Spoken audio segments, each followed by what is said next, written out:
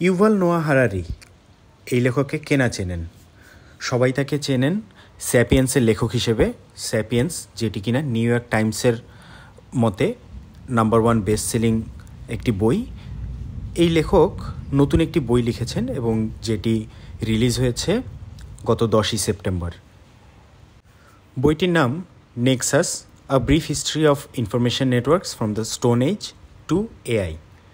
শ্রোতাদের উদ্দেশ্যে এই বইটি সম্পর্কে কিছু লেখা যা নিউ ইয়র্ক টাইমসে প্রকাশিত হয়েছে সেটি অনুবাদ করে আমি এখন শোনাচ্ছি। 2022-এর গ্রীষ্মে ব্লেক লোমেইন নামের একজন সফটওয়্যার ইঞ্জিনিয়ারকে গুগল থেকে বরখাস্ত করা হয়েছিল, যখন তিনি ওয়াশিংটন পোস্টের সাথে একটি সাক্ষাৎকারের দাবি করেছিলেন যে তিনি ল্যামডা চ্যাটবটের উপর কাজ করছিলেন এবং তা মানুষের মতো সংবেদনশীলতা অর্জন করেছে। এর কয়েক মাস পরেই 2023-এর মার্চের দিকে ফিউচার অফ লাইফ ইনস্টিটিউট থেকে প্রকাশিত একটি খোলা চিঠিতে স্টিভ ওজনিয়াক এবং ইলন মাস্ক সহ শত শত প্রযুক্তি নেতার স্বাক্ষর ছিল, যেখানে এআই ল্যাবগুলোকে তাদের গবেষণা স্থগিত করার জন্য আহ্বান জানানো হয়। চিঠিতে দাবি করা হয়েছিল যে এআই বা কৃত্রিম বুদ্ধিমত্তা সমাজ ও মানবতার জন্য গভীর ঝুঁকি সৃষ্টি করছে। এর পরের মাসেই এআইয়ের গডফাদার জিওফ্রে হিন্টন গুগলে তার পদ থেকে ইস্তফা দেন এবং নিউ ইয়র্ক টাইমসকে জানান যে তিনি তার জীবনের কাজ নিয়ে অনুশোচনা করছেন। তিনি সতর্ক করে বলেন কিভাবে খারাপ কাজের জন্য খারাপ লোকেদের এটি ব্যবহার করা থেকে আটকানো যায় তা বোঝা খুবই কঠিন। গত কয়েক বছরে আমরা এআইয়ের সীমান্ত থেকে ফিরে আসা বিজ্ঞানীদের কাছ থেকে ধ্বংসাত্মক সতর্কবার্তাগুলো শুনতে শুনতে অভ্যস্ত হয়ে উঠেছি। তবুও কঠোর নিয়ন্ত্রণের মাধ্যমে প্রকৃত পদক্ষেপের প্রমাণ খুব কমই দেখা গেছে। গত বছরের এআই সম্পর্কে নির্বাহী আদেশটি ছিল একজন ভাষ্যকারের মতে নির্দেশনামূলক এবং উচ্চাভিলাষী, যা পরোক্ষভাবে সমালোচনার একটি বুদ্ধিদীপ্ত রূপ। এদিকে প্রযুক্তি খাতের শেয়ারের দাম অব্যাহতভাবে বাড়ছে, আর এই শিল্পের পক্ষ থেকে শোনা যাচ্ছে সেই পরিচিত মন্তব্যগুলো। সুবিধাগুলো হলো ঝুঁকির চেয়েও বেশি। যিনি ইতিমধ্যেই বোতল থেকে বেরিয়ে গেছে। বলা হচ্ছে আমরা যদি না করি তবে আমাদের শত্রুরা করবে।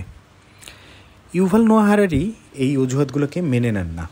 2011 সালে তিনি স্যাপিয়েন্স প্রকাশ করেন, যা আমাদের প্রজাতির একটি চমৎকার ও গভীর ইতিহাস। বইটি 25 মিলিয়নেরও বেশি কপি বিক্রি হয়েছে বিশ্বজুড়ে। হারারি এরপর হোমোডিউস প্রকাশ করেন, যেখানে তিনি ভবিষ্যৎ নিয়ে চিন্তা করেন।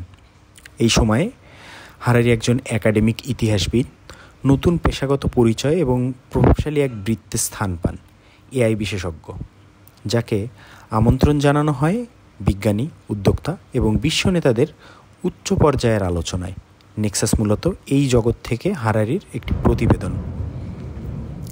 প্রথমেই বলতে হবে বইটির উপশিরোনাম, প্রস্তর যুগ থেকে এআই পর্যন্ত তথ্য নেটওয়ার্কের সংক্ষিপ্ত ইতিহাস। বিভ্রান্তিকর। আসলে আমাদের সামনে একই বইয়ের মধ্যে দুটো পৃথক বই রয়েছে, যার কোনোটিই সংক্ষিপ্ত নয়।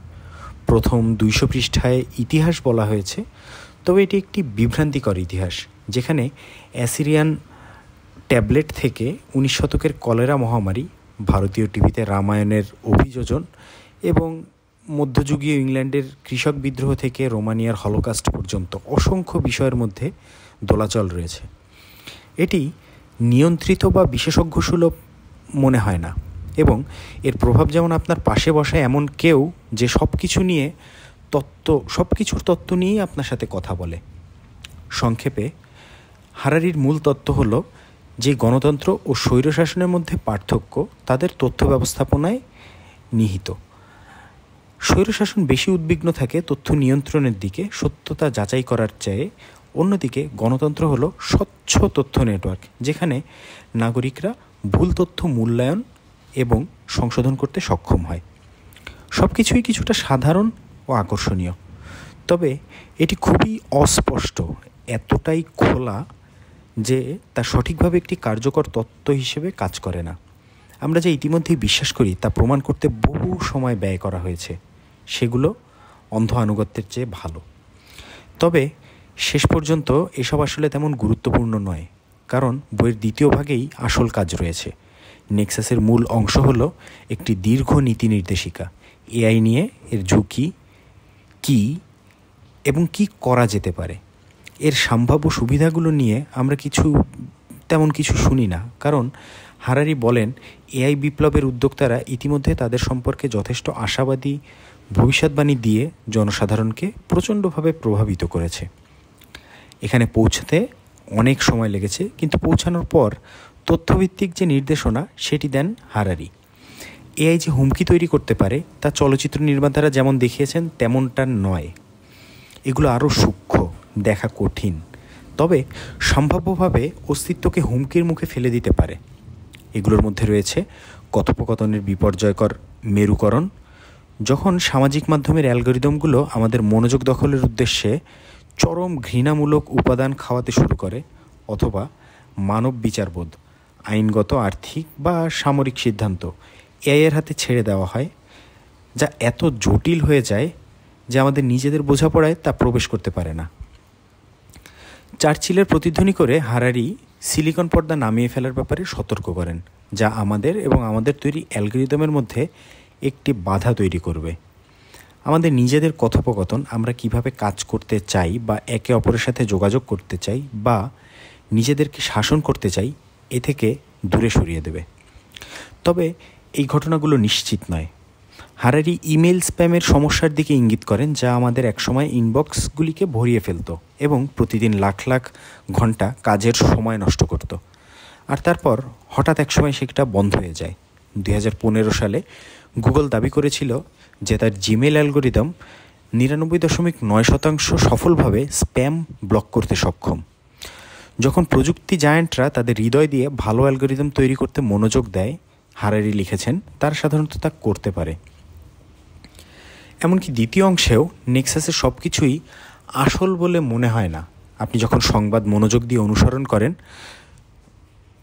তবে হারারির কিছু গল্প চেনা মনে হতে পারে। এর সেরা অংশ, এই বইটি বর্তমান পরিস্থিতির একটি স্মরণীয় ব্যাখ্যা দেয়। নেক্সাসের কিছু অংশ জ্ঞানী এবং সাহসী। এগুলো আমাদের মনে করিয়ে দেয় যে গণতান্ত্রিক সমাজগুলো এখনও এআইয়ের সবচেয়ে বিপজ্জনক অতিরঞ্জন রোধ করার ক্ষমতা রাখে এবং এটির নিয়ন্ত্রণ প্রযুক্তি কোম্পানি ও তাদের বিলিয়নিয়ার মালিকদের উপরে ছেড়ে দেওয়া কোনোভাবেই উচিত নয়। এগুলো সবই সাধারণ জ্ঞানের মতো শোনাতে পারে, তবে যখন হারারির মতো একজন বৈশ্বিক বুদ্ধিজীবী এটি বলেন তখন তা মূল্যবান হয়ে ওঠে। শুধুমাত্র হতাশাজনক বিষয়টি হলো তিনি বইটি আরও সংক্ষিপ্তভাবে লিখতে পারতেন।